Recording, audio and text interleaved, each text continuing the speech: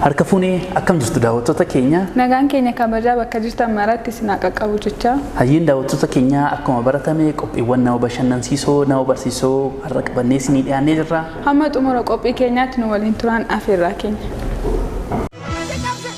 Waliifi waliin marmaari, walmii biyya kee baraari.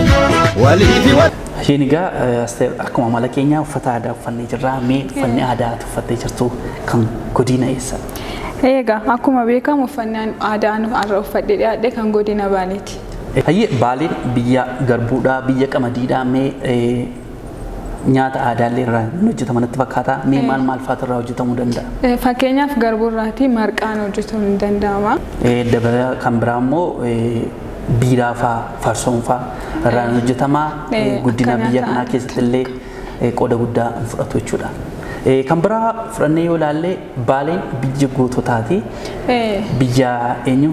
Waaqoo Guutuu. Jeneraal Waaqoo Guutuu. Jeneraal Waaqoo Guutuu nama bara 1960moota keessa sirna fiwudaalaadhaan mormee nama gahee guddaa taphachaa turanii. Obbo Jeneraal Waaqoo Guutuun achuma naannoo Baaleetti kan dhalatan yommuu ta'u bara 1924 dhalatanii fincila garaagaraa keessatti hirmaachuudhaan wantoota gurguddaa raawwataniiru. Goota keenyadhaa kabajatu mala goota Baaleeti jechuudha. Akkasumallee jechama tokko hin qabaatu. Mee maal jedhani? Garbummaa hiddaan buqqisnaa dadhabnu ilmaan itti guddisnaa jedhani. Ergaa guddaa qaba jechi kunillee. Jecha isaanii keessaa kun baay'ee beekamaa fi namoonni baay'een yeroo adda addaa itti fayyadamu jechuudha. Baaleen kan biraa kana qofallee miti holqa Soofumariin illee baay'ee beekamti. Holqi Soofumar godina Baalee magaalaa Roobeetti kan inni argamu. Argamni isaa yookiin qoratamee kan inni bira ga'ame bara 1897ttidha. Akka biyya keenyaatti holqa dheerinaan tokkoffaa kan ta'e gara kiiloomeetira 15.1 kan inni dheeratudha. Achi keessi lageen adda addaa keessa kan isaan darbanidha. Kutaa adda addaa. Egaa Baalee keessatti wantoota baay'eedha kan argamanii. Kana qofallee osoo hin ta'in saannateen illee achitti argama. Saannateen lafa ol ka'aa kiiloomeetira 4,000 ol ka'u. Ol ka'iinsa isaa irratti immoo lafa diriiraa baay'ee dheeraa diriiraa kan ta'edha. Baay'ee qorras natti fakkaata naannoon suni. Deemee daawwadhe illee beeku. Anis odeeffannoo akka hin qabutti baay'ee akka qorruttidha kan isaan dubbatan namooti dhaqanii daawwatanii fi iddoo sanarra gahan jechuudha. Walumaa galatti Baaleen lafa turistiidhaaf yookaan immoo daawwannaadhaaf baay'ee tolanii fi namni baay'een irratti dhaqanii akka isaan daawwatan lammiin biyya alaa baay'een irratti argamu. Nus warri biyya keenyaas akka deemnee daawwannu asumaan ergaan dabarsa. Yuuniskoonis bakkeewwan adda addaa bakka argama adda addaa hedduu galmeesseera. Lafti paarkii yookaan Dimshoo paarkii Dimshoonis Baaleetti argama. Walumaa galatti Baaleen biyya daawwannaati yoo jennu. Baay'ee. Ayyee asumaanii sagantaa keenya biraatti fufna. Waliifi waliin marmaari, walmii biyya kee baraari. Waliifi waliin. Daawwattoota keenya amma immoo qophii keenya gara taateewwan torban kana ta'an irra haasofnu irra geenye jira. Torban kana mee qophiilee aartii Oromoo keessa wantoota jiran yookiin immoo wanta aaraa torbee kana keessa uumame keessaa kan dubbattu? Aartiin Oromoo yeroo hundumaa daddabalaa baay'inaanis qulqullinaanis sadurii caalaatti yeroo inni itti baay'ee dabaluu irra geenye jirra. Bakki giddugalli aartii Oromoo giddugalli aadaa Oromoo naannoo istiideemitti kan inni argamu. Torbeedhaan yeroo hundumaa qophiiwwan ajaa'ibaa baay'ee babbareedan karaa eebba kitaabaadhaan haa ta'u, eebba fiilmii gaggabaabaadhaan haa ta'u, eebba fiilmii gurguddaan haa ta'u, hojiiwwan hedduu bakkatti Oromoon naqee guyyaa sanbataa yookaanis guyyaa sanbata xiqqaasii bakka inni itti deemee waa walirraatii fudhatee waa walii kennee aartii isaatiin itti jajjabeessudha. Giddugalli aadaa Oromoo yeroo ammaa kana bakka guddaa iddoon aartiin Oromoo magaalaa Finfinnee keessa walakkaa magaalaa keessa ta'uun giddugalli isaanii namoonni kallattii afaan irraa dhufan bakka giddugalatti iddoo isaaniitti wal arganidha. Giddugalli aadaa Oromoo achitti ijaaramuunsaa mootummaa naannoo Oromiyaa baay'ee galateeffachuu barbaada. Garuu hin ga'e otoo hin taane kana caalaa iddoo 3-4tti illee yoo akkas baname baay'ee namatti tola. Akkuma aartiin Oromoo guddaa ta'e bakki argama yookiin agarsiisa isaaniillee akkasuma akka guddatu jetta jechuudha. Kanaaf iyyuu torban darbee qophii kalaqaan marsaa sadaffaa fi eebbaa kitaaba bishaan gubate kan jedhu yeroo tokkotti eebbifamanii jiru. Achirratti akka carraa ta'e hirmaadheen ture qophii baay'ee babbareedaadha ture. Namoonni achirratti hirmaatan arganii jiru. Namoonni hin hirmaanne immoo kitaaba isaa bitatanii dubbisuu danda'u. Namoonni kalaqan irratti hin argamne immoo kalaqan arfaffaa irratti akka isaan argamanii asumaan affeerre jechuudha. Egaa kitaabni kun kan eebbifamee fi akkasumas qophiin kalaqan qophiin kun kan inni eebbifame ganamaaf galgaladha moo sa'aatiin isaa garaagaradha? Waan si ajaa'ibu yeroo aartiin Oromoo namoonni baay'een irratti hirmaataan jirre kanatti yeroo dadammaqinni guddaan akkasii wal dubbisanii wal waamanii achitti kan argamu kan qabanu qophiima namni tokko qopheessuuf iyyuu namni baay'ee hin argamu biilee nama kana baay'annee kaane galma tokko galma xiqqaa tokko guutuudhaaf yeroo itti baay'ee rakkatantu jiru garuu wanti gara fuulduraatti raawwatu qabu tokko isa kanadha. Sa'aatii wal fakkaataa fi bakka wal fakkaataatti waamame galma adda addaatti kan inni waamame kuni sirraa'uu qaba. Namni galma sana kireessus yookaan namni galma sana eeyyamus ta'ee namni qophii akkasii qopheeffatu guyyaa adda addaarra utuu qophii kana sagantaa kana qabatee namarratti affeerrate malee bakka wal fakkaataa tokkotti akka nama waamicha nama dhuunfaa qabuutti saba akkasitti waamuun dogoggora guddaadha. Namni garaagarummaa uumuu danda'a. Yaadni akkasii kun sirrachuu qaba gara fuulduraatti jedhu erga akkasiin dhaamate. Asirratti uummatis yookiin immoo uummatni Oromoo kun lamaan saayyuu dhaquu hin barbaada. Kitaaba sanas eebbisiisuudhaaf gara sanatti hirmaachuu barbaada. Qophii kanallee ilaaluu waan barbaaduuf lamaan saayyuu yeroo tokko irratti ta'uunsaa dhiibbaallee gahuu danda'a.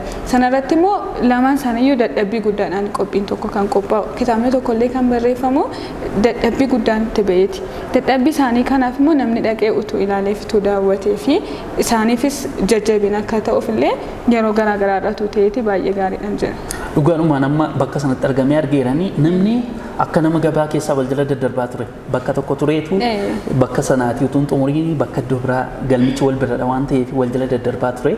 Sun maalidha jaalalli namni aartii isaaf qabu guddaadha garuu sagantaan sun walirra bu'uunsaa xiqqoo ishee namni akka inni tasgabbaa'ee iddoo tokko taa'ee akka inni sagantaa dhaqeebsa akka inni seera taa'ee akka inni hirmaanne isa godheera. Dogoggora akkasii gara fuulduraatti fooyya'anii. Egaa taateen kun deebi'ee akka nu mudannee fi akka sirratu abdii guddaa qabna. Gamanumaan ergaa keenya dabarfanna jechuudha. Waliifi waliin marmaari falmii biyya kee baraari waliifi waloon. Daawwattoota keenya qophii qopheeffannetti baay'ee akka gammadaa jirtan abdii guddaa qabna. Dabareen kan gaaffiitii daayirektarri keenya gaaffii gaggabaabaa nu dhiyeessee jira. Turtii gaarii.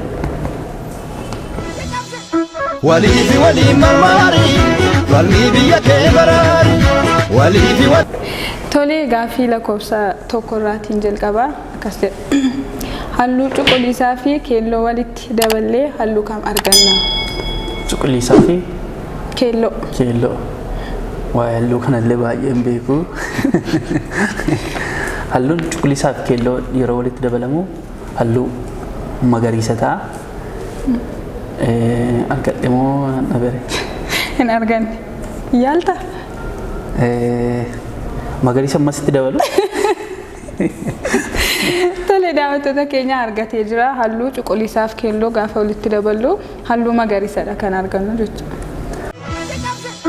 Waliifi waliin marmaari falmii biyya kee baraari waliifi Hayyee gaaffii lakkoofsa lama. Nama qaroon isaa hin agarree fi gurri isaa hin dhageenye yoo firri isaa jalaa boqote akkamittiin itti himta? Qaroon isaan argu gurri isaan dhaga'u. Maaltu jalaa ta'e jettee? Firratu jalaa boqote nama firri jalaa boqote kanatti akkamitti jettee itti himta?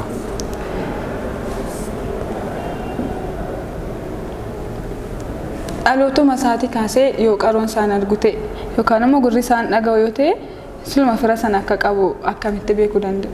Yookiin immoo hin beeku jedheen yaada. Garaan isaa wallaalatti jetti. Garaan hin ilaalaare. Maalirra deebiin kee? Qaroon isaas hin ilaalu gurri isaas hin dhaga'u taanaan firuma sana yoo akka qabu hin beeku silumaan namni sun.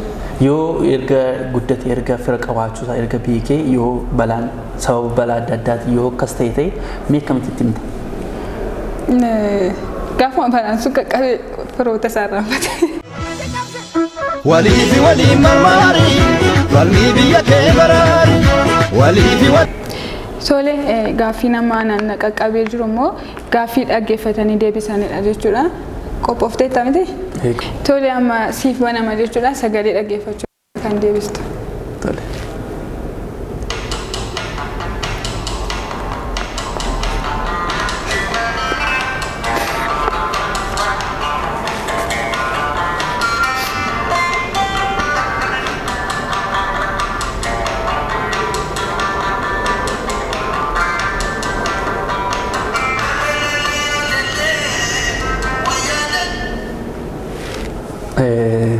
Anillee nama sirba baay'ee hordofu iyyuu miti garuu nama abbaan fedhe iyyuu artistii keenya nama lubbuudhaan boqotanii rabbii lubbuu isaanii haqananii sun jedha artistii baay'ee nuyi jaallannu amma nama lubbuudhaan hin jirre artist Nuwoo Goobanaa argadheera natti fakkaata. Tuwaan hin dubbatiin argadheera natti fakkaata jechuudha. Waan asirratti beeku. Tole dhuguma dhugaa isaatii argateera gaaffii kana jechuudha. Keessumaa sirba artistii keenya Nuwoo Goobanaa keessaa tokkummaa kan inni jedheefas sirba hin jedhuun faarsa yoo hin jedhee natti tola. Sirba irraanfatamu miti. Mee maaluma dhabee namni qabu jaartii kan inni jedhee sirbeessi yeroo baay'ee sirboota hedduu sirbootni isaan hojjetan keessaa baay'ee kan laphee namaa keessaa kan hin bannedha. Walii fi walii marmaari falmii biyya kee baraari walii fi walii. Hayyee gaaffii lakkoofsa lamaadhaa akkumaati na gaafattee gara sagaleetti deebinee jirra ati dhaggeeffattee naa deebista daayirektarri keenya achi nu bana jechuudha.